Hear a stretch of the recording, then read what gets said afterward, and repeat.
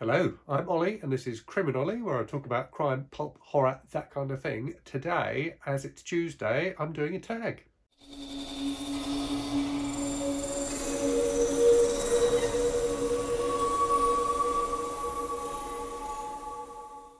So there's a couple of tags that I'm going to do soon. So I want to do the Atwood Adventure tag and the It's All Relative tag that was created by AJ Dub Reads and Writes. I was planning to do one of those now, but looking through the questions for both, they're going to require a bit of thought. So I couldn't easily come up with answers to all of the questions. So instead, I'm going to do a new tag that was just created in the last week or so by Jim's Books, Reading and Stuff, which is the Booktube Numbers tag. So this is a series of 10 questions, all relating to numbers. So numbers will be the answer to all of the questions, I think. We'll see. Oh no, not quite, but they're all around the theme of numbers. So question number one, what was your first Booktube video? So my first Booktube video, and this was back in the days, you know, people are probably bored of me telling this story now, but I started this channel to win a bet with my son, who bet me that he could get to 100 subscribers before I could. So my first video is very different from the stuff I do now. It was a book review. It was a review of a book called Edge the Loner by George G. Gilman. So the first book in the Edge series of westerns, which people who know the channel will be familiar with because I'm reading one a month at the moment. So I always talk about those in my monthly wrap-ups. So in that video, I don't appear on camera at all. It's just the book and me talking in the background. So yeah, it's a bit different from the style I've ended up with. But yeah, it got me into Booktube. So yeah, it was good. Well, I don't know if it was good, but it's good that it got me into Booktube. Next question. How many books are you currently reading? The true answer to this question is none, because I just finished a book. So I just finished 6 stories by Matt Wesolowski, which was fantastic. And I haven't yet started my next book. My next book will be the Survivalist Book 4, The Doomsayer by Jerry Ahern, which I will probably start pretty much as soon as I finish filming this video. So that will be my next book, but technically I'm not reading any books at the moment. As I said in the video I did a while ago about how to read more or how to read faster, I tend to only read one book at a time. Occasionally I will read 2, but generally I only read one book at a time. Right, next question. What were the top 3 books you read last year? I had a look through my Goodreads. This was really difficult to get it down to 3. And I've ended up with a list of 3, but I'm not sure. I think if I did it on a different day, I'd come up with a different list. Anyway, the 3 that I've come up with are 5 Decembers by James Kestrel. So appropriately enough, given this is a numbers video. So that's a fantastic, I did do a video on it. It's a fantastic detective novel set during the Second World War, about a detective in Hawaii investigating a murder that happens on the eve of Pearl Harbor. So a really sprawling, fantastic kind of mix of police procedural, mystery and war novel. It was absolutely brilliant, and that's a book that was published last year as well.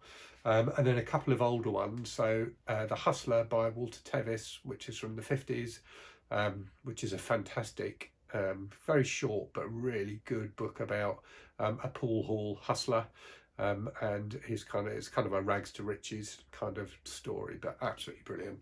And the other one, again, one I've done a video about, so Throat Sprockets by Tim Lucas, which is a brilliant kind of vampire novel about obsession. So it was a book I wanted to read for years and years.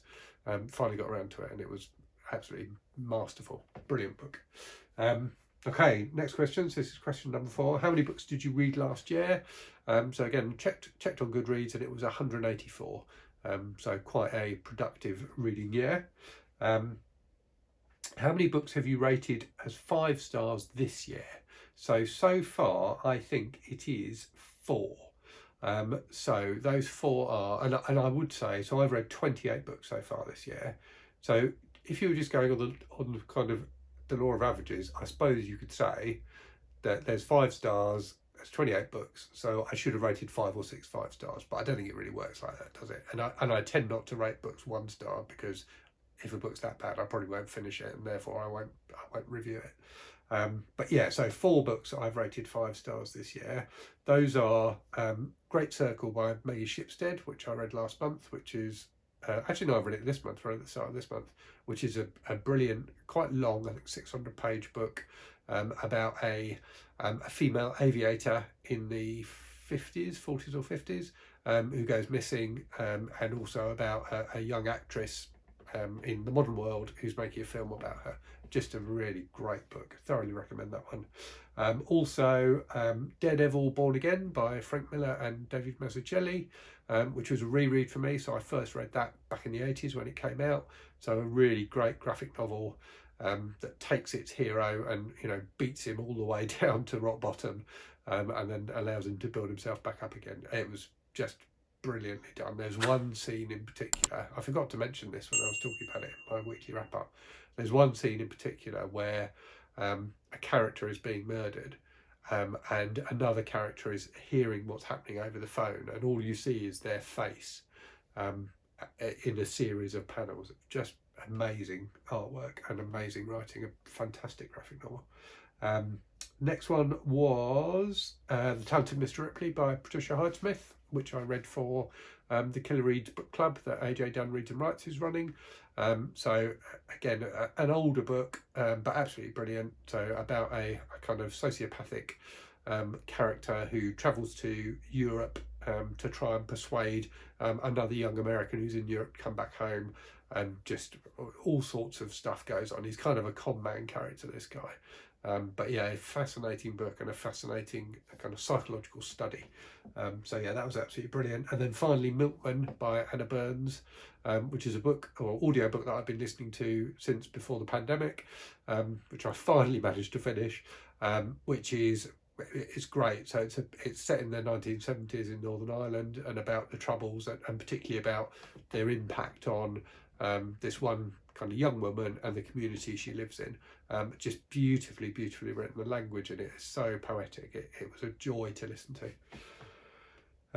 Right, next question is, do you have a reading target for this year? Are you on track? So I typically set myself a reading target of 52 books, one book for each week of the year. I pretty much always go over that, but I don't like to give myself a target higher than that, because I think having a really high target, and some people might think, I suppose, that 52 is a high target, but having a really high target, I think, drives the wrong behaviours, because it drives me to read books just to hit the target rather than reading books for other reasons. So yeah, I stick with 52. I've currently read, as I said, 28, so I'm well ahead of target. But you know, I stick with a target of 52. How many pages long is the book you're reading now? Well, as I said, I'm not reading anything at the moment, but the book I will be reading next, The Doomsayer, is 222 pages long. Next question, how long are your videos? I don't know, they vary in length, I guess. I mean, I do a lot of shorts for to give updates on my 100 book challenge, and those obviously are 15 seconds or less. My normal videos, I think they're creeping up in length a bit, but probably between 15 and 25 minutes, that sort of length. I don't go in for really long videos because I don't particularly like watching really long videos on Booktube. So, and also I don't feel like I have enough to say to inflict like an hour-long video on people. So yeah, I think 15 to 25 minutes is probably my average. Sometimes a bit more, sometimes a bit less. Do you have a favourite number? I think I answered this question in another tag, which I'm guessing was the favourite things tag. So, and I'm not going to go into the same level of detail I went into on that, because it made me sound like a bit of a lunatic. I do not have a favourite number. I am a bit superstitious about numbers. Right, where are we? Last question. Do you have a book on your shelves with a number in the title or on the cover? So I had a quick look just at the shelves behind me, not at all the stuff in the attic, and I found 3. I didn't go, so these shelves are double stacked, and I didn't go into the back row, but I managed to pick up 3 off the front row. So 2 of them are kind of cheating a bit, I think. So one is Elmore Leonard's Western Roundup #1, which is a collection of 3 Western novels by Elmore Leonard. And the second one, also a bit cheaty, is the 8th book of the 8th Pan Book of Horror Stories, edited by Herbert Van Thal, So if you don't know these were a hugely successful series of books in kind of, I guess they started in the 60s, I want to say. Yeah, this was 67 and it was the 8th one, so maybe they started very late 50s, but it started in the 60s and 50s or 60s and ran through kind of definitely into the 70s and I think possibly into the 80s. But yeah, very popular over here in the UK. And then the other one I found is First Blood by David Morrell. So does first count as a number? I guess it does. It's not. It's kind of not a number. It's I don't know what the word is for a word like first, which isn't a number but relates to a number. Anyway, fantastic book. Read this last year in a buddy read with Juan from Plagued by Visions. It's just brilliant. It's if you know the film, the book is still definitely worth reading because it's similar enough to the film to be really entertaining, but has got some notable differences as well.